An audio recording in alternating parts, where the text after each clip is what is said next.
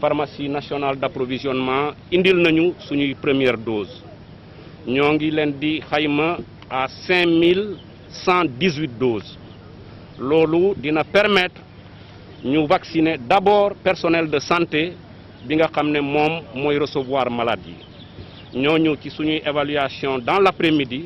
ñoo ngi tollu à 2907 agents ci loolu buñ ko génnee dinañu dese 2000 et quelques autres doses yooyu ñu ngi ko destiné nit ñi nga xam ne passé nañu juróom benn fukk at ba pare yàlla tudd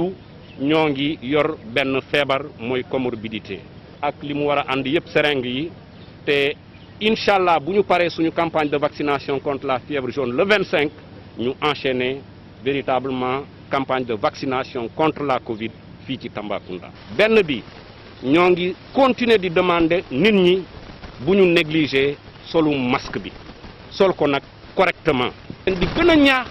nañu consulter très tôt ku consulter très tôt di nga wér Covid ku ko négliger ba mu yegg ci yenn niveau yi yàlla rek moo yor sa bakkan te loolu mun nañ ko éviter.